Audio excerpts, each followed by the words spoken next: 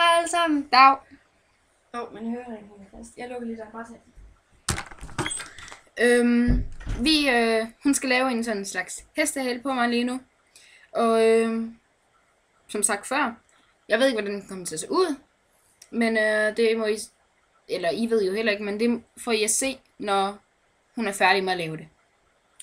Ja. Du starter med, som i det med sløjfen, hvis I har set den. Og hvis I ikke har, så har I en kam, og I tuperer noget af det her op, når I har løst hår. Jeg har lige snydt lidt og sat en hestehale på forhånd. Hvor I tuperer det her op lidt. Jeg kan lige gøre det lidt her, fordi det er sådan. Og så, når I har gjort det, så sætter I en hestehale, som jeg har gjort. I må selv bestemme, hvor mange elastikker I bruger. Det er lige an på, hvad der holder til jeres hår, eller jeres venindes hår, eller noget. Og så sidder den sådan cirka på ret hoved. Så skal den cirka sidde her omkring.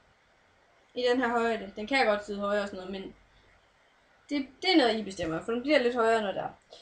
Når du har gjort det, ud fremover, så tager du og tuperer håret i små totter. Vi starter lige indvendigt. I små totter. Små totter, det er forskelligt, hvor meget du vil have. Og læg mærke til, at det kun er det øverste, ikke det nederste. Det skal ikke være i spidserne. Det skal helst ikke være i spidserne, det skal kun være i det her. Det er derfor, jeg gør sådan her. Jeg holder der, hvor jeg helst ikke vil dupere. Og det gør jeg herovre. Det er ikke små totter, men det er lige for... Det må jeg selv bestemme. Bare så det bliver tuperet lidt godt på en måde.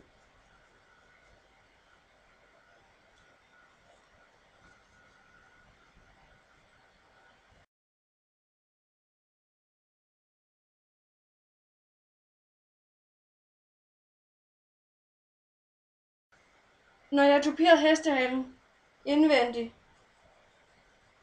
over det hele, undtagen spidserne jo, det hernede. Det er kun det her, der skal tuperes cirka. Når jeg har gjort det, så tager jeg stadig, hvis jeg har en samme kamp som mig, hvor de store her, små her, så tager jeg den med den store den her gang. Og så kører jeg stille og roligt. Gør sådan her først, og så gør jeg sådan her resten af vejen. For at det ikke filtrer. Men stadig, så det er lidt stort, men så man ikke kan se det så meget. Tuperingen skal nemlig ikke falde ud. Nemlig. Og så kan man lige hurtigt gøre sådan her. I etager. Det plejer jeg nogle gange at gøre.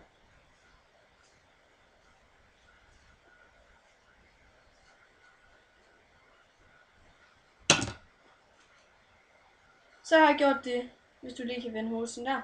Nu kan I se, det er lidt stort. Stadig. Og det kan man også mærke på det, når det er. Men det, ja, det kan man godt.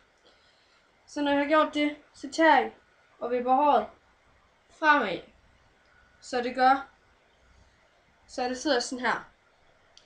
Og så sætter jeg hårnål lige her, så det sidder sådan rigtig stramt. Så det her stykke her, det er stramt. Virkelig stramt. Fordi så det ikke hopper ud, når du løfter hovedet op igen.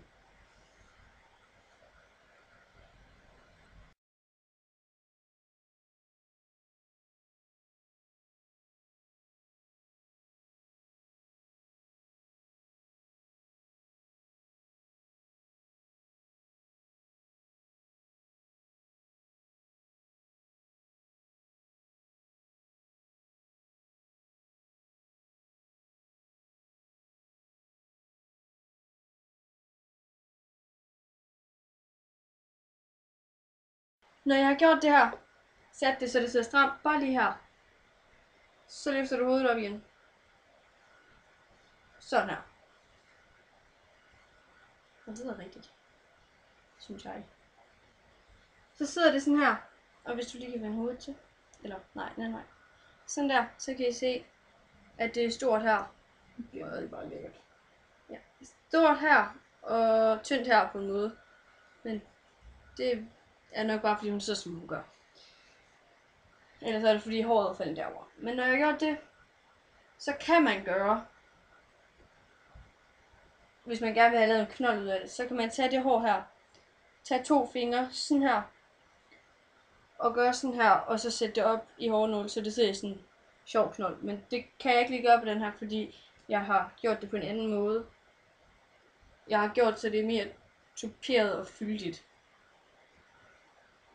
Jeg kan lige prøve måske at vise det. op, og så er nogle hårnåle. Så sidder det på sådan, den hedder prinsessehår, men det kalder vi den ikke. Vi kalder det fyldig. Hvad hedder det? Fyldig hestehæl. Sådan. Hvis vi bliver siddet med hovedet op, så kunne det være rart. Så kan man lige stå og puffe den lidt, og man kan dupere den lidt igen med låne børst. Når jeg duperer selve hestehalen, når den er færdig, så er det ved at gøre sådan her, bare lige lidt op, og så gør jeg sådan her ud. Fordi så ødelægger I det ligesom ikke, og får heller ikke fat i hårnål og sådan noget indvendigt. Og det er måske en god idé at gøre heroppe, så det bliver lidt mere fyldigt, så man dækker det lidt mere.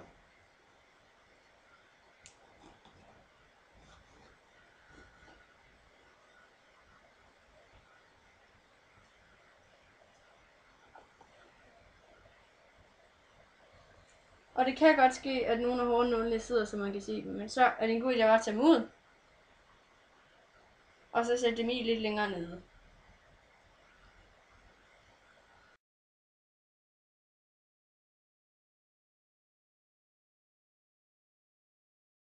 Sådan der. Det kan man gøre. Ja.